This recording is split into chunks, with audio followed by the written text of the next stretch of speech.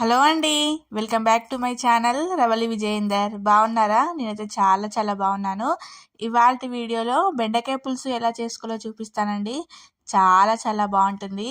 వేడి వేడి అన్నంలో ఈ పులుసు వేసుకొని తింటే ఇంకా చెప్పక్కర్లేదండి, అంత బాగుంటుంది. ఒక్కొక్కరు ఒక్కొక్క స్టైల్లో చేస్తారండి. నా స్టైల్లో ఎలా చేసుకోవాలో చూపిస్తాను. చాలా బాగుంటుంది.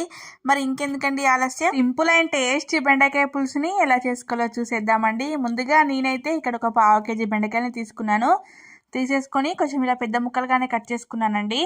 బెండకాయలు కొంచెం ముదిరినవి తీసుకోవాలండి పులుసులోకి, అలా అయితే టేస్ట్ అనేది బాగుంటుంది. మరీ లేత బెండకాయల పులుసు టేస్ట్ బాగోదండి. అలాగే ఒక మీడియం సైజ్ అంత నిమ్మకాయ సైజ్ అంత చింతపండుని కూడా తీసేసుకొని నానబెట్టుకొని పక్కకు పెట్టుకోవాలి. ఒకవేళ టైం లేనట్టయితే వేడి వాటర్ పోసుకొని నానబెట్టుకోవచ్చండి. ఇప్పుడు ప్యాన్ పెట్టుకొని ఒక 1/2 టేబుల్ స్పూన్ల ఆయిల్ వేసుకోవాలి. ఆయిల్ వేసుకున్న తర్వాత మనం కట్ చేసుకున్న బెండకాయ ముక్కలన్నిటిని వేసేసుకొని స్టవ్ లో టు మీడియం ఫ్లేమ్లో పెట్టుకొని కంటిన్యూగా కలుపుకోవాలండి. బెండకాయ ముక్కలు అనేటివి కొంచెం కలర్ చేంజ్ అయ్యేదాకా ఫ్రై చేసేసుకోవాలండి. చూడండి, ఇక్కడ వీడియోలో చూపిస్తున్న విధంగా పైన పార్ట్ అనేది కొంచెం కలర్ చేంజ్ అయింది కదా, అలా ఫ్రై చేసుకుంటే సరిపోతుంది. ఇలా ఫ్రై చేసుకోవడం వల్ల బెండకాయ ముక్క అనేది చెదిరిపోకుండా పులుసులో మంచిగా ఉంటుందండి. ఇవన్నీ వేయించేసేసుకున్నాం కదా అండి. ఇప్పుడు ఇవన్నీ తీసేసుకొని ఒక ప్లేట్లోకి పెట్టుకొని పక్కకు పెట్టేసుకుందాం. ఇప్పుడు అన్ని బెండకాయ ముక్కలన్నీ తీసేసుకొని పక్కకు పెట్టేసుకున్నాం కదా అండి. ఇప్పుడు అదే ప్యాన్ లోకి మళ్ళీ ఒక 2 టేబుల్ స్పూన్ల దాకా ఆయిల్ వేసుకున్నానండి. పులుసులోకి కొంచెం ఆయిల్ అనేది ఎక్కువగానే పడుతుంది. మీరు కావాలనుకుంటే కొంచెం తగ్గించి వేసుకోవచ్చు. ఇప్పుడు అందులోకి 1 టీ స్పూన్ దాకా జీలకర్ర, 1 టీ స్పూన్ దాకా ఆవాలు, మీకు నచ్చితే పచ్చిశనగపప్పు, మినపప్పు కూడా వేసుకోవచ్చండి. అలాగే ఒక 2-3 ఎండుమిర్చి, 2-3 పచ్చిమిర్చి, కొద్దిగా కరివేపాకు వేసుకొని బాగా ఫ్రై చేసేసుకోవాలి. మీరు కావాలనుకుంటే కొద్దిగా మెంతులు కూడా వేసుకోవచ్చండి. లాస్ట్ లో జీలకర్ర మెంతుల పొడి వేసాను, సో అందుకే స్టార్టింగ్ లో పులుసులోకి మెంతులు వేయలేదండి. మీరు స్టార్టింగ్ లోనే మెంతులు వేసుకోవాలనుకుంటే వేసుకోవచ్చు. అలాగే ఒక 2 మీడియం సైజ్ ఉల్లిపాయలని ఇలా చిన్న చిన్న ముక్కలుగా కట్ చేసుకొని వేసుకున్నానండి. ఉల్లిపాయ ఎక్కువ వేసుకుంటే పులుసు థిక్నెస్ అనేది బాగుంటుంది. చూడండి, మూత పెట్టేసుకొని ఒక 2 to 3 మినిట్స్ పాటు ఉల్లిపాయని ఇలా ఎర్రగా మగ్గించాలండి. ఇక్కడ చూపిస్తున్నట్టుగా మగ్గితే సరిపోతుందండి. వీడియోని ఎవరైనా ఫస్ట్ టైం చూస్తున్నట్లయితే ఛానల్ని సబ్స్క్రైబ్ చేసుకొని పక్కన ఉన్న బెల్ ఐకాన్ని క్లిక్ చేయండి. ఇప్పుడు ఇందులోకి ఒక 1/2 టీ స్పూన్ దాకా అల్లం వెల్లిపాయ పేస్ట్ వేసుకోవాలండి.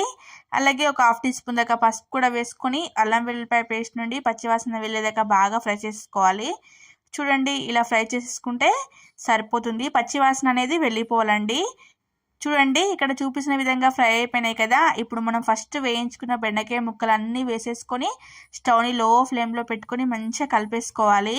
చూడండి, ఇలా అంతా ఫ్రై చేసుకున్నాం కదా. ఇప్పుడు మూత పెట్టేసుకొని జస్ట్ ఒక 2 మినిట్స్ పాటు అలా పోపు అంతా ముక్కలకి పట్టేలాగా మంచిగా మగ్గించండి.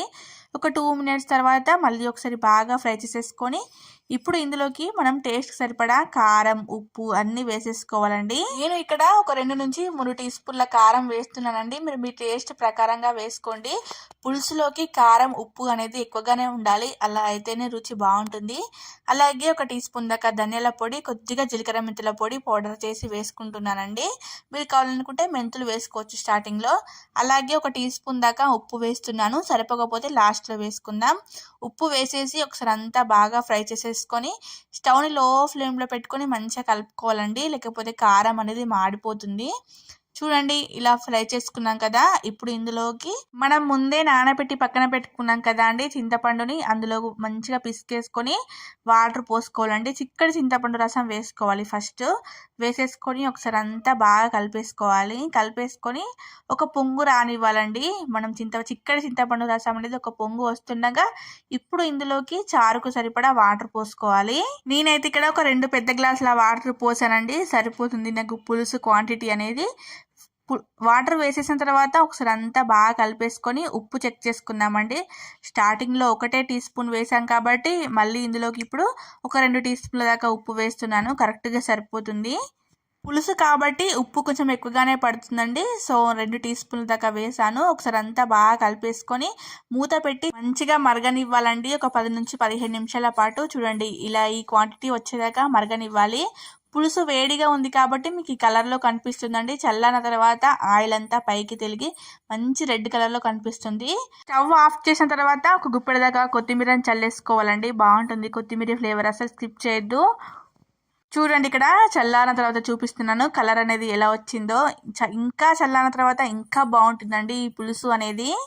అంతేనండి, సింపుల్ వేలో బెండకాయ పులుసు రెడీ అయిపోయింది. నచ్చిందా?